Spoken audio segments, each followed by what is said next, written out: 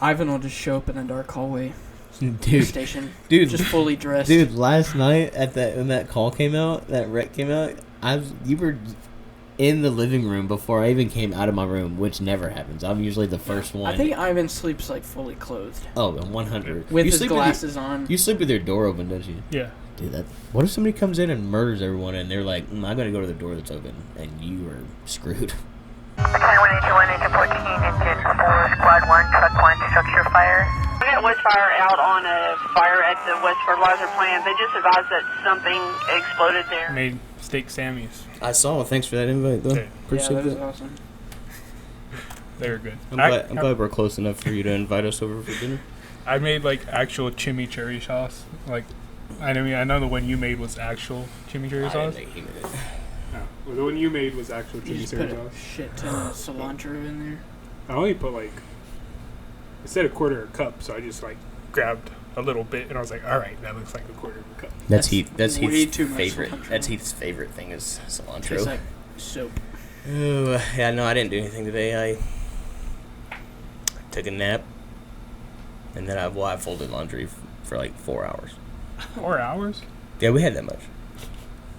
Laundry never stops, dude. It doesn't matter how much I think I do. No. It just never stops. No, it's like I just feel like it just comes out of nowhere. Mine's still in a hamper Yeah. in my room. I would literally kill to just have like the laundry of one person again. Oh yeah. Like, still have my family, obviously. but Obviously. Just one person's laundry. Yeah. All right, well, welcome back, everybody. We've kind of had a weird period, kind of taking time off.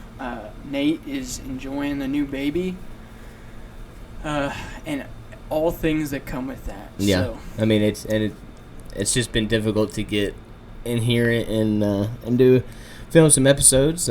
Let him do what he needs to do. And hasn't it, Nate? yeah. Hi, Nate. I'm the new Nate. You're still finding time to go tan. Yeah, dude. It's impressive. Put on a little bit of weight. Got some new tats. Yep. Heck yeah. This isn't Nate, by the way. If you didn't know. We will get to introductions in a minute. Yeah, but we're glad everybody's back. I know y'all keep tagging along with us on this roller coaster of life and trying to get in here with the filming. And but yeah, so just to shout out our sponsors real quick, we've got Salty Ladder Apparel Company. It's a firefighter-owned company that we work with, actually. He does, pretty much anything from challenge coins now to hats to shirts to banners, really anything you can think of. So hit him up. And then we have Frontline Optics. They are a first responder company. Sell sunglasses. If you want to order some, you can do that. The proceeds of the sales go to the children and families that have lost family members in the line of duty.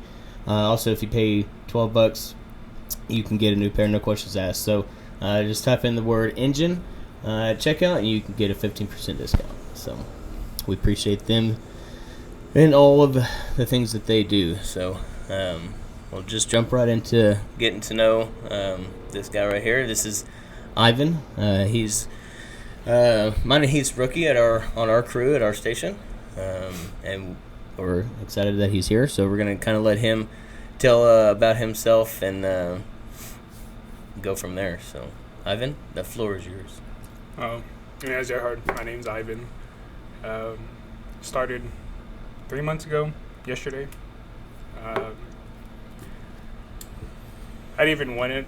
Like, growing up, I had no, trying to think of the word. I'm just going to say dreams of, being a first responder. I just didn't know what I wanted to do. Graduated from Borger High. Spent a year working in construction, and then I decided, I was like, I'm gonna join the military. But at that point, I was weighing over 300 pounds. So I had to lose a lot of weight. Got down to 250. Didn't work out. Went back to construction. Ended up going to a job fair, meeting Chief Malley, and he kind of talked to me and just kind of not necessarily convinced me, but just told me to try it out. Yeah. So, And Chief Malley is he's the chief at the academy for Amarillo College. So and so I said, why not? I went through the fire academy, which, like, when I first got there, I had no idea who anybody was. Like, all of my class, they had, like, gone to school together, and or at least knew each other from living here in Amarillo. So I was, like, the only outsider. Well, eventually got close with everybody, met my best friend Lizzie, moved in together, and then went through EMT, and ended up applying at Randall, getting the job, and here we are now. how was your academy experience? Was it difficult for you to get through the academy? Was it easy? Was it scary? Was it? It was scary for sure. Yeah. Because, I mean, it wasn't easy, but it also wasn't hard. It was like a good medium. Yeah. There wasn't. The only thing challenging for me was like the confined space area, but we only did that once, and it took me like a whole bottle to get through. Yeah. And I think that's normal. other than that, everything just kind of flowed smoothly. Like, I didn't really get stuck in a place. Hazmat was a little difficult, but not terrible. Like, Yeah. I mean, everybody says it's terrible. but Yeah, it- hazmat is hazmat. in the academy, at least, it wasn't hard. Right. Yep. Well, how would you explain the feeling from you finished all your classes, you got all your certifications, now you're applying somewhere, and then you got a call? How was that? Well, my very first call, I didn't know what to do. Like, I think it was me, you, and Captain Yalls. Because I think Rustin was on tender, and so it was a medical, and I didn't take lead the first time, so I just kind of sat back and watched you, and I was dumbfounded. I was like, it was nothing like they said in the academy. Like, I don't even think we talked about medicals in the academy. Yeah. No, academy is focused on one thing, and that's fire stuff. Yeah. Which is, I mean, that's fair. Yeah, and going through EMT, my EMT class was a little different, so we didn't like. It was kind of hard, because we did scenarios, but we had like 6 people do on one scenario, and here we have 3 people, sometimes 4. But Captain Yaws is always talking to the family members, and then I'll be taking lead, and he will like be right there next to me, or you will be right there next to me, and I started getting my rhythm, and yesterday I kind of lost it a little bit, because like with that person. Oh, I thought you did just fine. I mean, that was a very odd presentation for the call that we went on. So, I mean, sometimes calls are going to throw you through a loop, and you're going to be like, I've never seen that before. I don't really know which way to go. And that guy was doing that, just that. So, Yeah. I think that's perfectly normal. I don't think that that's anything to really worry about. I mean, when calls kind of differentiate between norm, because, strokes, you can kind of, a lot of time they're the same, right? Heart attacks, same. But when things are kind of thrown through a loop, you're like, oh my God, I forgot. Yeah. So Yeah. Well, kind of just to back up a little bit, it's good to know how your first call went. I was meaning like the call from us saying that's good. Hey, everything you've been working at That's has good. come to fruition. And you're getting your first job. Like, what was going through your mind? emotions that you felt. I was at work. I think I was in Canadian, and Chief Back had called me, because I was like texting the other people that I went through like the interviews and the CPAT with. I was like, hey, have you gotten a call yet? Have you got an email? And they had texted me saying that, yeah, they got an email saying that they didn't get the job. So I was like checking my emails, like refreshing it over and over, and I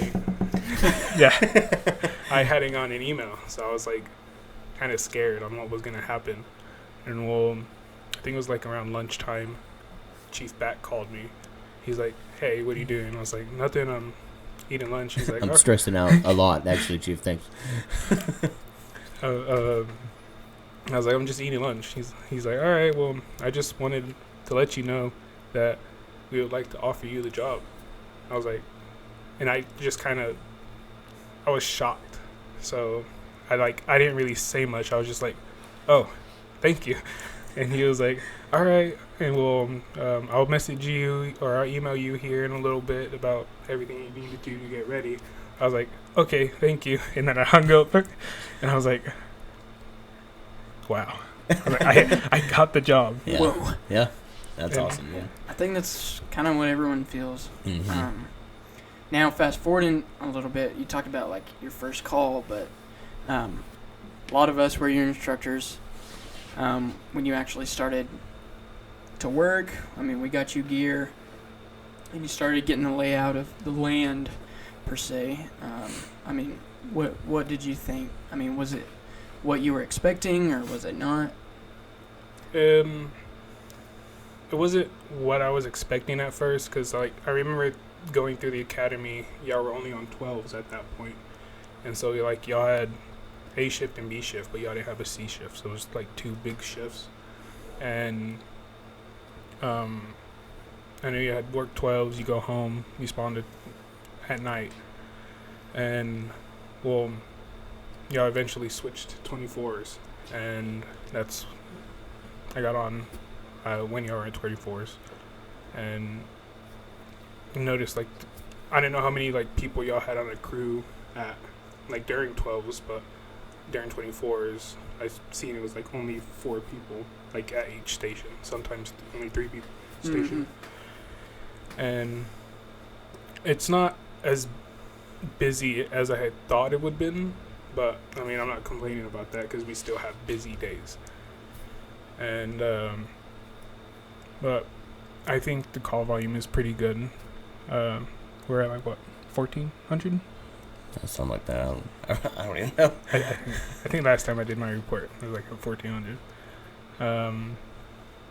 And like when I first started, we were hitting like the basics pretty hard. We're like doing hard training every day, like confined space or RIT and all that. And now it's kind of slowed down to like where we work hard every day, but we're not necessarily exhausting ourselves every day.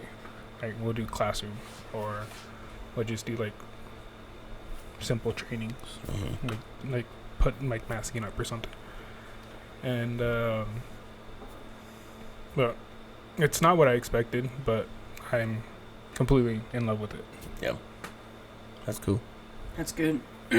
Yeah, you know, when you talk about in the beginning, it's a lot of hard training, a lot of sweat, blood, and tears.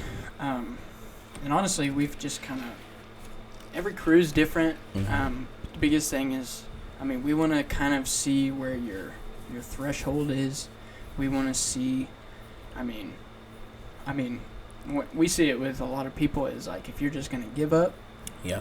or, you know, or if you're gonna, you know, get the job done, Yeah. or Keep do going. the best you Keep going can. until you can't.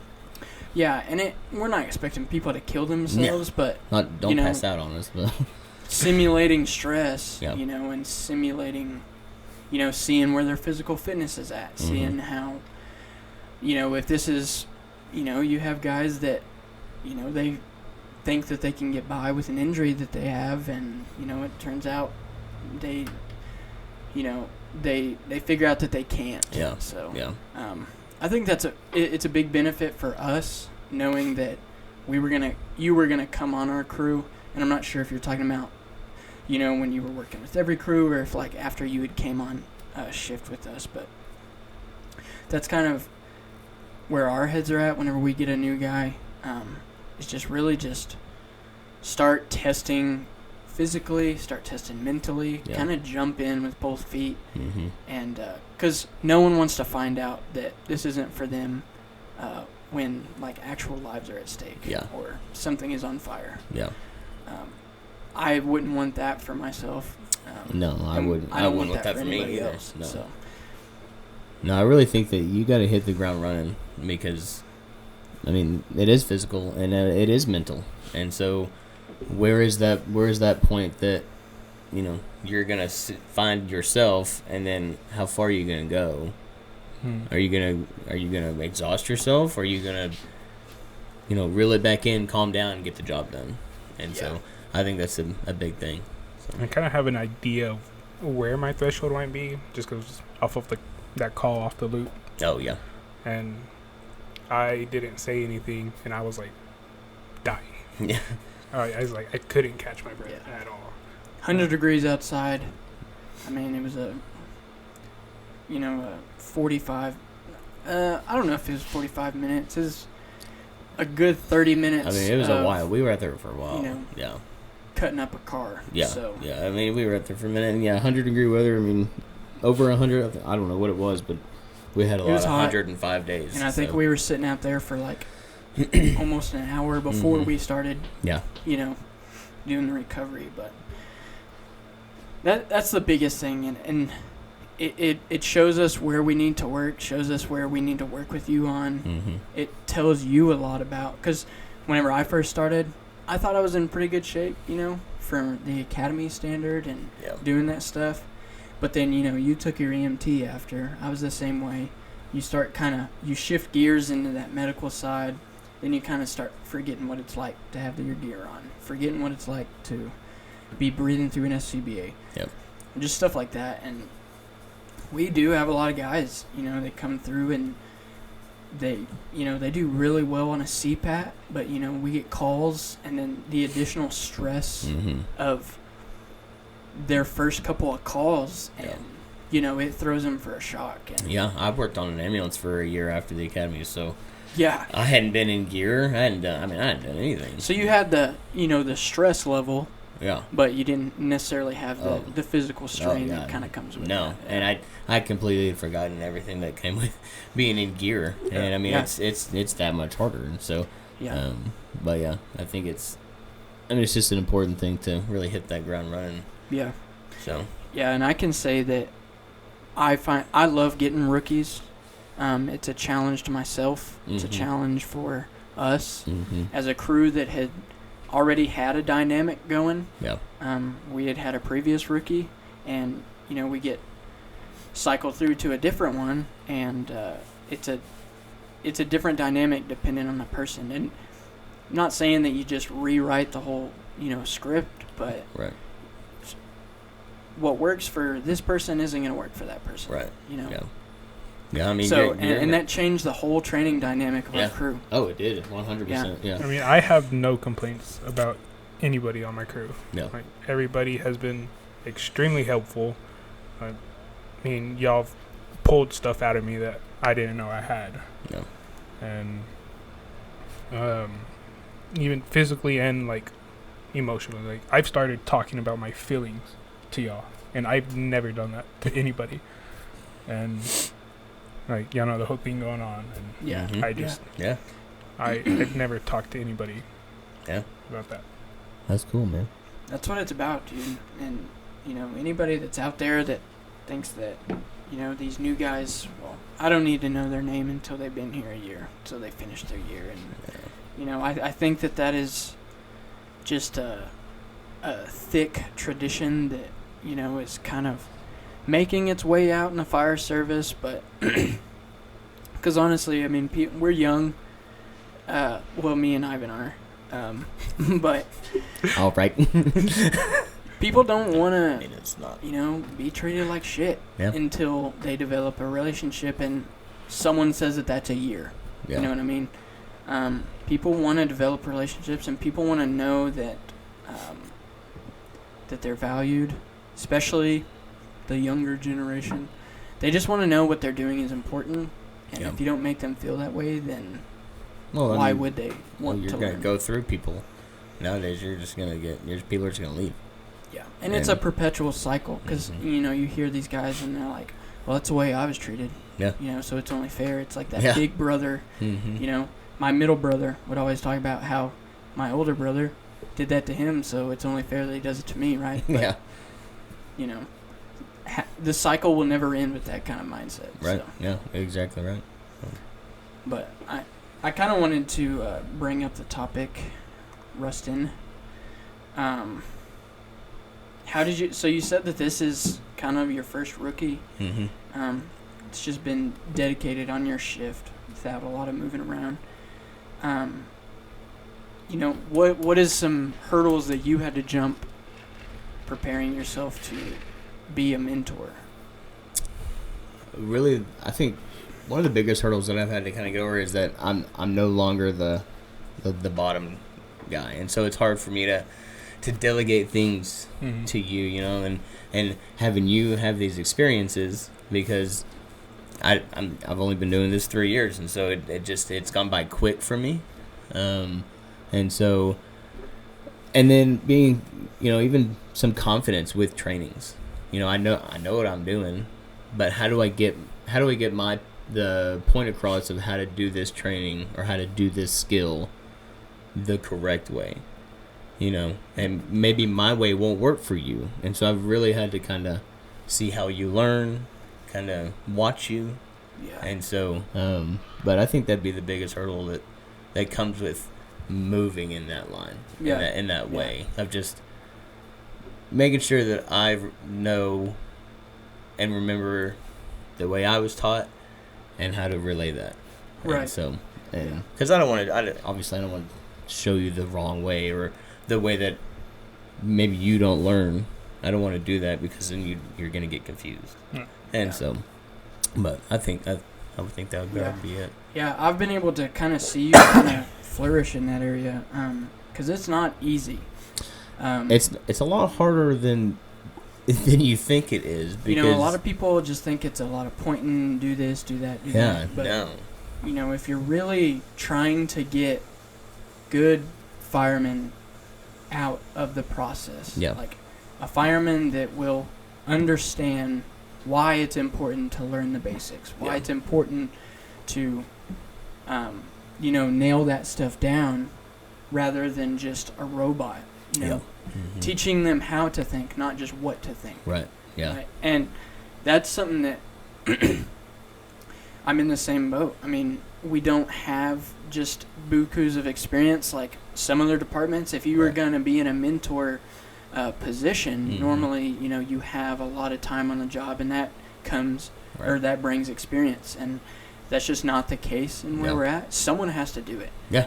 And I think it really just takes you stepping up, and there is a lot of teaching ourselves how to teach others. Yeah, and I think that's a good point, is teaching or training ourselves to train others, and I from the time I started until now, you know, there's not been many days that we haven't done some kind of training. I mean, it's every day, and so doing it every day has helped me get prepared for that time, and so I was pretty pumped that you were coming on our crew, and we knew that you were coming on our crew, and I knew you from the academies a little bit, and so you know, it wasn't just I didn't know who you were at all. So I think that's the good thing about teaching in the academy. Yeah. Is that you get to know these people in the academy, and then they come through and come to your department, and so then you kind of get to show them another side. Yeah. So. Yeah, for sure. Kind of redirecting that question, I mean, have you, Ivan, been able to kind of see that on our end, you know, kind of the difference between teaching you at the academy and then teaching you to work with us, like ride on a truck with us? Yeah, so like at the academy, the way y'all taught me was like to pass our skills, to pass our exams. And so it was like, you do it this one way and don't deviate from it. And yeah, y'all showed us like other methods, but they're like, don't do this during your skill test because you need to learn how to pass. Right. And then coming to the department, it was like, it wasn't necessarily thrown out, but you're like, there's now multiple different ways to do it. And the way that works for our department the best, just because we don't have a lot of people. Yep. I mean, like, we could be making interior with 2 people, maybe 3. and it's just completely different than the academy because we need to find what works best for us. Yeah. Well, and just like you were saying with your EMT class, like you're doing scenarios with 6-7 people.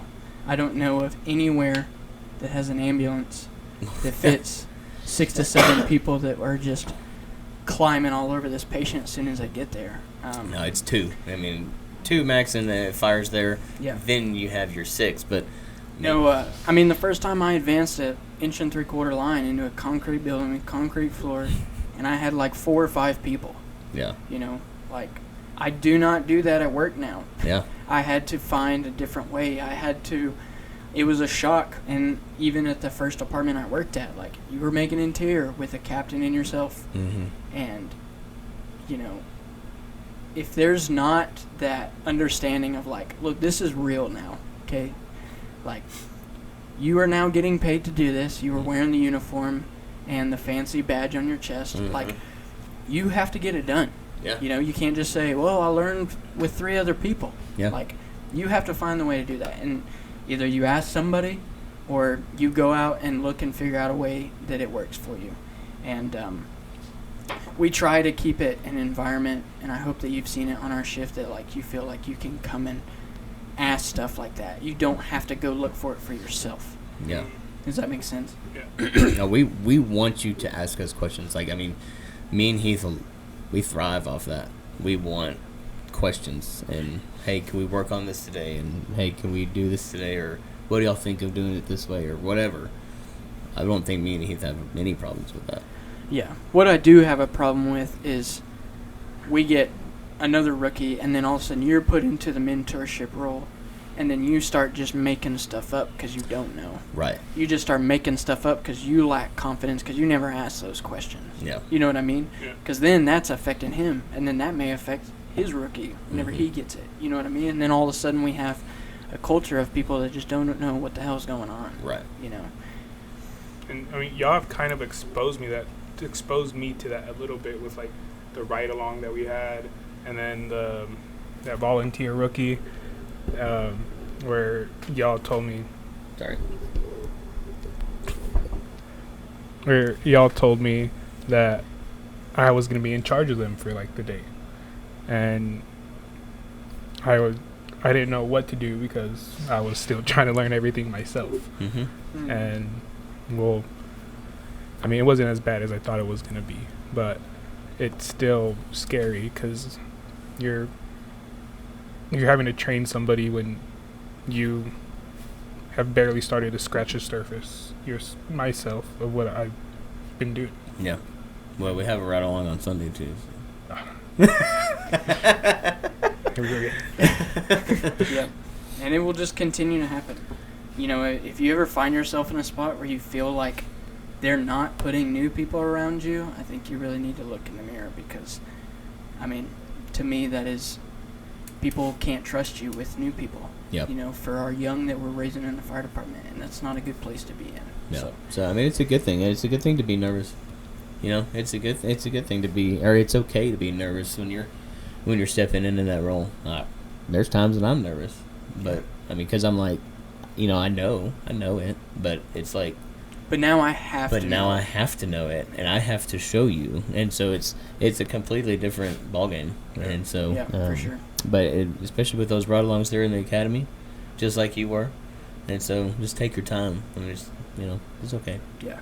And it's all about the lens that you're seeing it through. Mhm. So, you know, just from the time that you've had on, like, why is training important? I mean, it's important because it's very easy to get relaxed, and you tend to forget things easily that you don't do often, like knots, for example. I've started to get back into knots because you've been kind of like, on random days you'll ask me to tie a knot. I'm like, oh, I don't remember how to tie that because it's been since the academy since I had to tie knots. Yeah. And so that's why I've started trying to starting to relearn them again and just get familiar with it, because I mean, you never know when something might happen where Yeah. I need to know how to tie something. Yeah. Yeah. Just some people just keep tying until it doesn't move anymore, but like Rustin's that kind of guy. That's right, baby. Fake it till you make Fake it. it till you make it unknots. No, I That- can tie. that's a just the bullet. biggest thing is it's all about the lens that you see it through, and then passing that on like to you. Yeah. Like it's training is not important to get signatures in a task book. Training is not important because you need to get it done within your year. You know what I mean? Like training is important, and we need to convey that to new people. Mhm. And that's why I just wanted to ask you is to make sure that we are conveying that to you. And Yeah. it just comes back to I'm not going to train you what to think. That does you no good, because if anything, I mean, the fire service in general is just the gray area, Yeah. right? There's no black, there's no white. We live in the gray area. So like if I teach you what to think on black and white and like a step checklist and all these acronyms that you need to know to blah blah blah blah, which yes, we do need you to know some acronyms. But on that same token, like you need to know where we apply it, why we apply it, or otherwise you're just a robot. Yeah. And then that does no one any good. So I have another question for you, Rustin. You come onto a new crew, Mhm. and they're like, we're not going to train, we have better stuff to do. Okay. How do you make them understand that training is important? Oh. I mean, I really think the only way for somebody to come on and convey that training is important is to start training on your own as Mhm. best as you can, whether that's YouTube videos, whether that's looking it up in the book and getting out there and doing it. Yeah. Because I think that if somebody was to do that enough, the guys on the crew would be like, "Oh man, how did you do that?" Or Yeah. they would kind of start getting really curious of like, What's he the thi- doing out yeah, there? what's he doing out there? And then Why are you doing that? I would Yeah. think, but if you're gonna do that, I think that you're gonna. I mean, if somebody's gonna do that, you're gonna have to do that, and you're gonna have to stick to it every day. Just like Yeah. just so we train every day now. I think that's our culture is that we train, and I mean that's what we do. A big Yeah. part of our job is training, Yeah. and we will put off cleaning for a couple hours to train. And so, Yeah. but conveying that training is important. I mean, if somebody's gonna come in and do that, then I mean it's gonna take a lot. Because Yeah. you may be coming into a crew of 20-year guys that have trained Yeah. for 15 years, and so but I think there's always room to learn in the fire service. I think that if you ever get to a point where you know everything, it may be time to hang it up. Yeah. Because, I mean, there should not be a time that you're not learning something new. Yeah. And you've gotta have to look for it, but things are always changing. Yeah. And I think changing the fire service is not liked very much. So Yeah. Well, I mean, that's just one of those things. It depends on where you work and what the Exactly. tradition's like and what that culture's been for however long. yeah, I love your answer on, start with yourself, because you can, tell someone all day that they need to train, but until that they see the standard you hold yourself Mhm. to, why would they yeah, listen? yeah, Or why would they understand why training's important? yeah, And, a lot of people find out by getting embarrassed on a scene that training is lacking. Yeah. And that is not the best way to go about it. no, But I think that it's really easy to underestimate your influence, even if you're a 3-month hostman. Like you can influence the training culture on your crew. oh, absolutely. And that starts with yourself, because if I just sit around on the couches every chance that I get, I did my cleaning today, and I did CEs on the computer, Good but to I go. have a guy every day that is making up for that lack of experience for going and looking for it. yeah,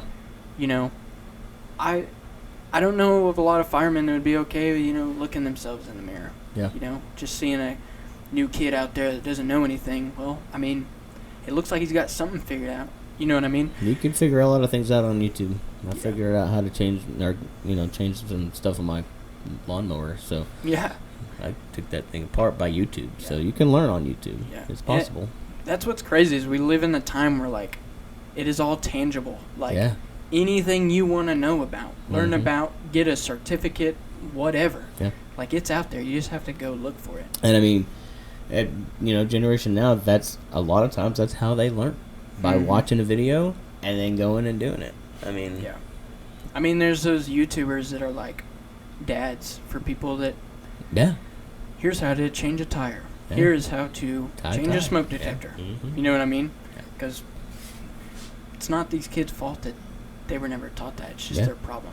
Yeah. You know, and they have to live with that, especially coming into the fire service. Yeah. But I'm a big proponent on training. Obviously, we talk about it often. Yeah.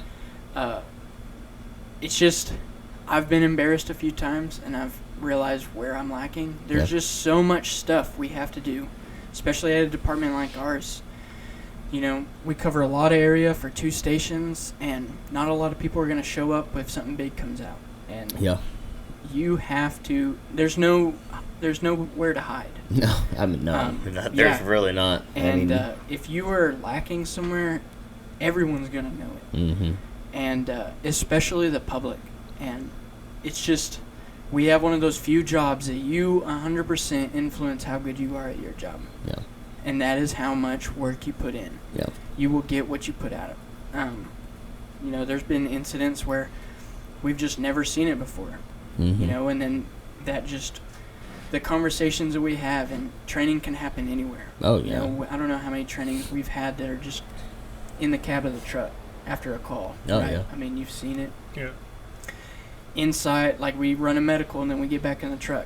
And we're like, man, that would not be fun to be crawling through there. And we're like, well, this is what I would do if the fire was there, you know, Mhm. and just stuff like that. But I think that is a lot of people think that if you need like a strong culture, you need a training division. You need millions of dollars of equipment. You need, you know, all this. You need money in the training budget so you can go to conferences and stuff. And that is good, you Yeah. know, and the more money you have for training equipment, that's great. Mm-hmm. But I think it is easily lost sometimes of just taking the time to have conversations. The people that you can't stand that think training isn't important, they probably have lots and lots of experience that you can milk out of them. Oh, yeah. I mean, just ask them, Yep. hey, what would you do in this? Yeah. You know, we're like, what? Y'all have talked about this fire at the kitchen table. Like, how did y'all know how to do that? Yeah. Or, you know, milk that out of them before they're gone. Mm-hmm. Yeah. Because I think every fire department in the country right now is facing that problem of the cycle of all that experience. Is they're retired, they're gone. Mm-hmm. Now those spots have to be filled, and you know, we're talking. I mean, thousands of years experience leaving departments Oh, in yeah. just a couple of years. Yeah. You know? Mm-hmm. So, anyway, that's my soapbox.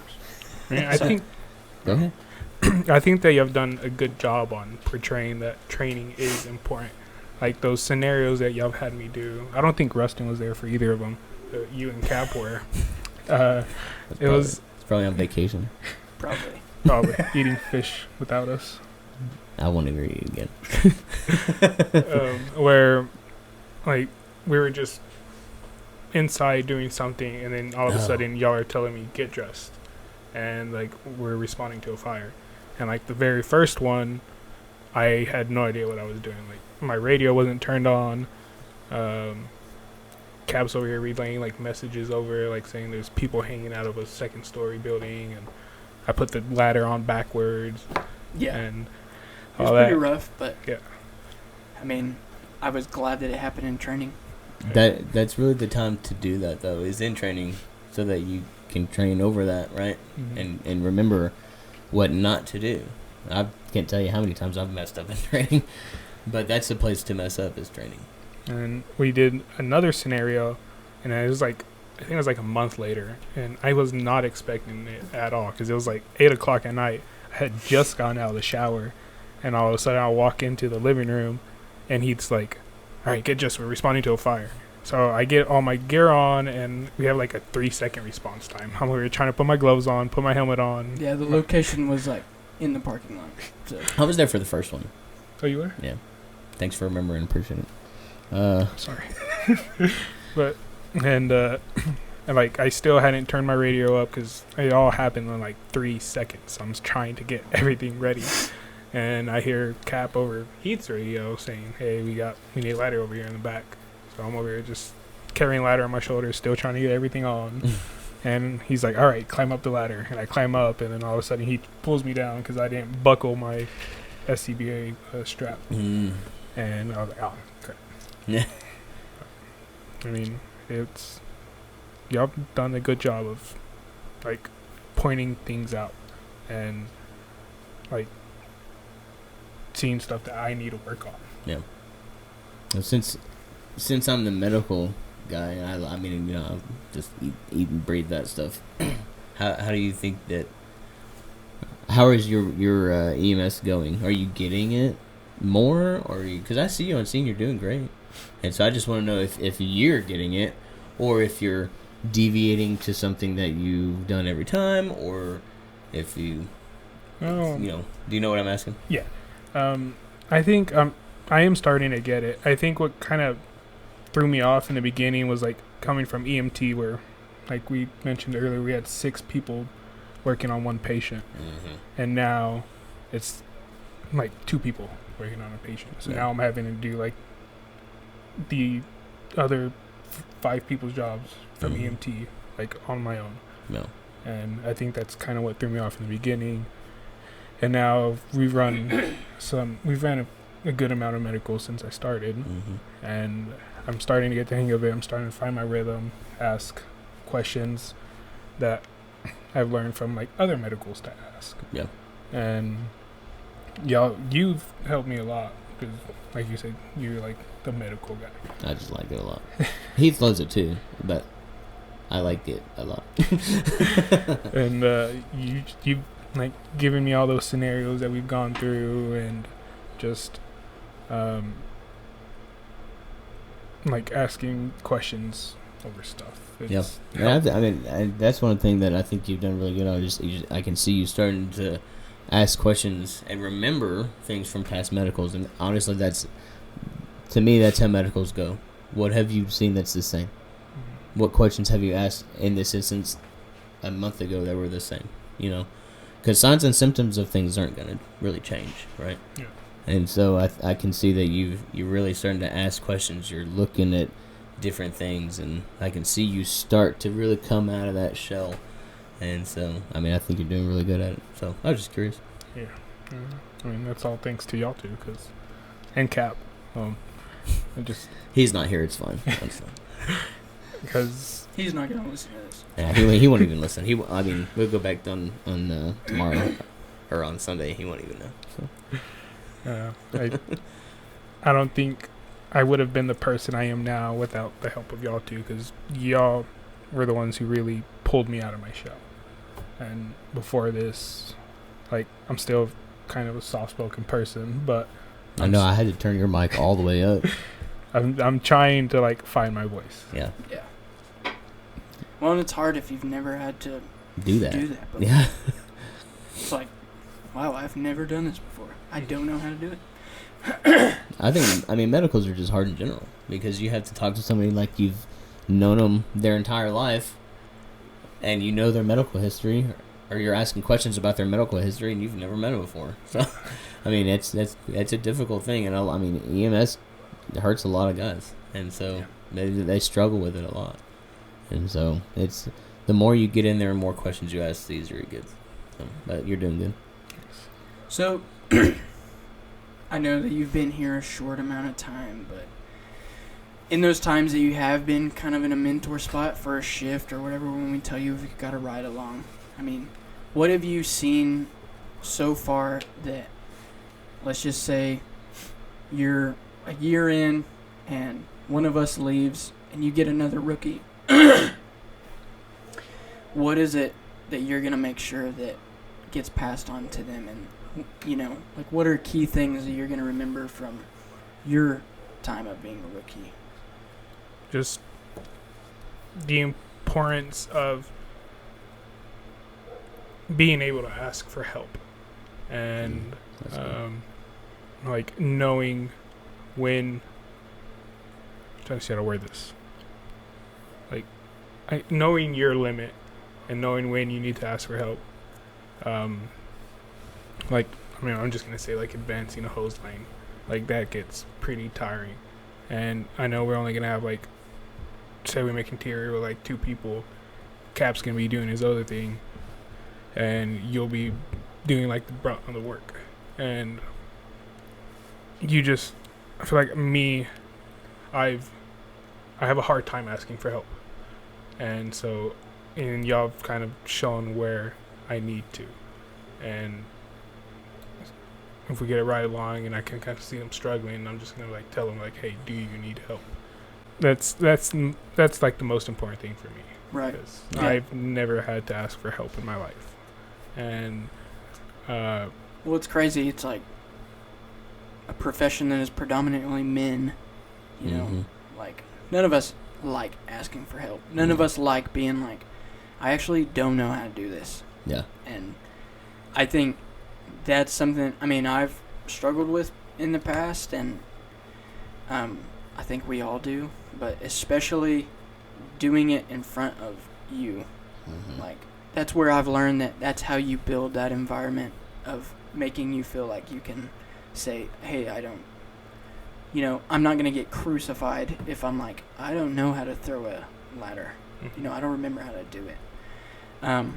Building that environment for being able to do that, I think starts with your mentors, your senior hosemen, the guys that are like, to be honest with you, I don't really remember exactly how to do that, Yeah. but I'll get back to you.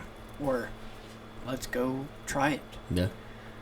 And that in turn makes you feel comfortable instead of me just being like, oh, this guy knows 100% of everything all the time, Mhm.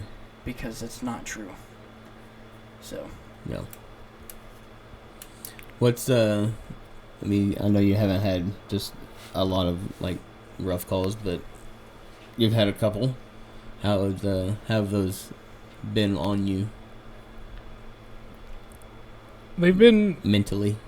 all right. I haven't really had like a problem of like seeing an image stuck in my head. Okay. And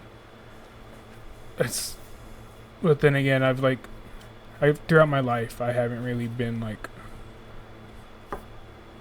emotionally attached to something. Okay. And seeing like a rough call, like the one we had the other day, I knew it was rough and I wanted to feel for Mhm. it, but something was just kind of holding me back from like getting too attached to it. Yeah, I think that's perfectly fine. I think it's a good thing not to get emotionally attached. There may come a time where all of these little ones are piling on you over and over and over, and you don't even know it. Mm-hmm. And then that one that's not that big of a deal is going to crush you. And so if and when that time comes, that's when you need to really open up emotionally and call me or he. yeah. So, Well, and I think that there is some that, just the circumstances or, the people around, I mean, doesn't really feel like it hits as hard as it should. mhm. And that, even if you're new, a lot of it, maybe you think that you are supposed to feel something, like it's supposed to bother you. And if it doesn't, that's fine. But a big thing, kind of like Rustin said, is if it ever does, or, there's even been things where I've had calls that bother me, but like no one died, Yeah. But then I've been on hundreds of people, that didn't make it, Mhm. and it didn't hit me as hard as that one. Yeah. You know what I mean? Yeah. So it's just the brain is complicated, but that's another thing that we try to tell you is like it's okay to either if it doesn't bother you or if it does. Yeah. I mean, We'll it's just figure still out what okay. you need. It's still okay to feel, Yeah. So I was just curious if you'd had that. Yeah, I know you haven't seen a whole lot of stuff just yet, but I know the one call that was pretty rough for you. So, Yeah. And y'all did a good job of like portraying that if I needed help or if I needed to like take a break from that I could. I mean, like from the physical part, I didn't Ivan say also anything. had like a straight up heat stroke from this. Yeah, he did. And he Yeah, didn't tell anyone. Yeah, he did. So He was just gonna, I was gonna die. he Yeah. like afterwards he was like confused on why we were like mad at him. Yeah. And we were like, it's because you didn't tell anyone you were about to pass out. Like, that's a problem. He's just standing there, not sweating anymore. It's like, yeah, it just got really bright and I got dizzy. It's weird. But I didn't think it was a big deal. But, like from the actual, like the dude himself, y'all, before we even went up there, y'all were telling me like, hey, you're probably gonna have to do this. Like, we just want to make sure you're okay with it. And Heath came up to me, he's like, hey, let's go look at this real quick. And Yeah. It sounds weird, but like sometimes like when you first start, like you kind of just need to like have a soft exposure, Yeah. you know? Kind of like, hey, let's go like Well, look at this dead guy real quick. And I came up to you and I said, hey, you're about to see this. Get ready. Yeah. Because and even I telling Ivan, it's like, hey, you're probably gonna have to like touch him. like I need you to know this is what you're about to see and what's in there, and so I mean, I because- would want to know. yeah. Well, Like, and I gotta. I think it's important. This is the job that you picked. Yeah. This is the stuff that you do, and so if you're thinking that's gonna be different, you're about to get a rude awakening because I mean you gotta You'll find out eventually. yeah, you gotta. So I that's why I think I came up to you. I think we both did, and just to get you prepared on what was about to unfold. So, but I think you handled it fine, except for your heat stroke. I think you did fine. Yeah. I just slowly saw you just disappear into the background. Dude, I remember I came over to you. I was like, "Are you all right?" And you were like, no. "Nope." I said, "Take your stuff. Take your Because stuff." I'm trying to get my guy tool time. Yeah. You know, so I'm like, yeah. everybody move. Ivan, get that tool, hit this. Ivan, get that tool, hit this. Yeah. You know, not thinking that like, oh, he's probably hot Yeah. and tired. But no, I think it. it's did just important to say, I'm hot. fine. Yeah. Or, hey, I'm really tired. I think I'm about to pass out. Yeah. I know that now. Now you know. Now you know. I will be more upset that you don't say anything. Like that day when I found out that you told Rustin. And I was like, where did you go? You know, because I'm mad. I'm like, where were you at? And you were like, oh, Ivan's over there. He's not doing good. I'm like, what? What? You know, that's my boy. I got to check up on him. So that's my fault, too, for not checking up on you. But I mean, you had your hands full trying to control the whole scene. I don't. And like 20 people yeah. over Yeah, there it was cutting up a ridiculous. car. It was, Yeah. You need one person. yeah. It was not proper span of control, for Yeah. sure. Yeah. What's some advice that you give to somebody coming in?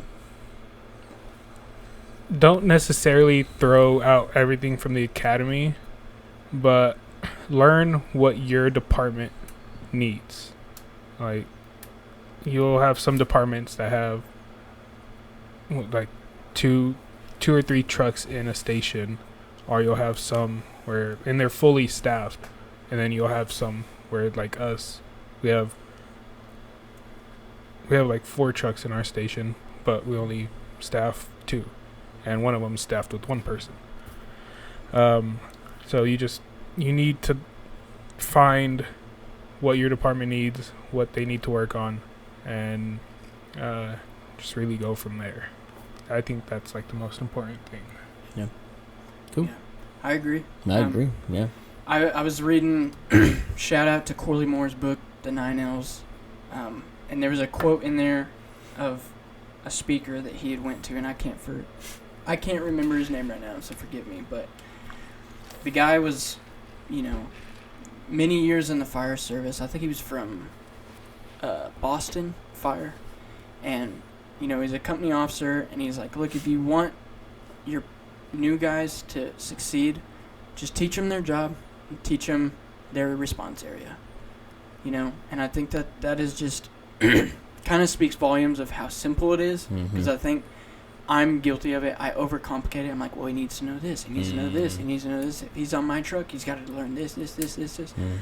But the bottom line is, like, just know your job and know what to expect when you go somewhere. So knowing your district. Yeah. And that is enough to I don't want to say get you by, but that will cover your bases. Oh, yeah. That will show you where you need to work. Mm-hmm. You know, and a lot of that is when we ask you all the time, we're like, hey, we have a car that's on fire and someone's trapped inside. Like, what is your job? You know, you should know that job without someone having to tell you.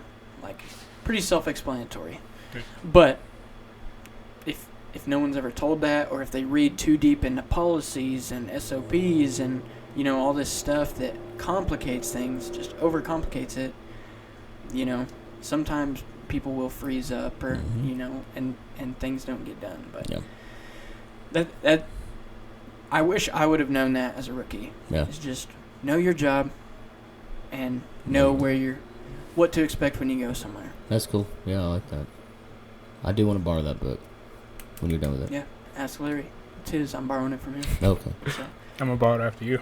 if y'all would chill out and actually let me finish it when we're at the station and not That's not snore that. right next to me. You know what? Just let me sleep on the chair, okay? It's comfy. I'm going to start sitting in another chair. Yeah, sit Because I was like, I thought Ivan was sleeping. I was like, hey, hey, you snoring back there? And he's like, nope. I was I like, felt or heard myself snore one time. I was like one snort, okay, and I woke up real fast. no. it was Because more than that. Oh, was it really? Yeah. Damn. You're sawing logs. Well, because I was like, oh man, he's gonna judge me right now for snoring. I did. Do you not snore? I don't think it's you know. I talk in my sleep, apparently. I'm gonna record you while you sleep. It's like Just gonna me go and- sit in your room while you're sleeping, watching you. me and Pedro. Because sometimes I don't, but my wife tells me I talk in my sleep a lot, and I'm always like, yeah, whatever. And, yeah, I went to a conference with Pedro and Lieutenant Jimenez, Yeah, and we shared that hotel room. And, like, he said every night, he's like, man, you talk, like, a lot in your sleep. I was like, what was I saying? He's like, I don't know, but, like, you were talking for a while. But That's funny. To any new guys that watch this, just be a sponge. Just soak in everything. God, that's so good, Ivan. preach it, brother. So good, Ivan. Well, cool. Well, we appreciate y'all watching and listening on YouTube and Spotify. Get on our Facebook and ask us questions, and we can bring them out onto the podcast. So, Instagram. I mean, if it's on TikTok. TikTok. If it's on social media, we're on there. So, Rustin works very hard on the TikToks we put out. I hope everyone knows that. That's right. So Okay. next time you come across one of our videos and you don't like it, just think about Rustin just slaving away, as he does on those TikTok I'm videos. telling you, some of them. I mean, I had to capture Ivan in 18 different angles, to get that one. So. Yeah. They're rough. Okay. So no, we appreciate y'all listening. Yeah. Thank y'all for hanging in there with us. Like I said, times are crazy right now. Yeah. Like I said, we have things that we're looking forward to for the future of the podcast. I know that we're hoping to get some big names in. Hopefully, doing some remote interviews, figuring that out. Yeah. But We will get there. We need to figure that out yeah, for sure. sooner rather than later. Yeah, life is crazy right now. I mean, we all have young kids. Yeah. I mean, I'm sure my kids are going crazy right now. We have to do this well into the night. Yeah. My kids better be in bed right now. But our goal never changes. We want to reach people that feel like they can't be reached. So, Yeah. Train hard, keep pushing. We'll see you next time. See ya. Peace out. You tried. That was almost so cool. You ruined it. Just so you I know. did.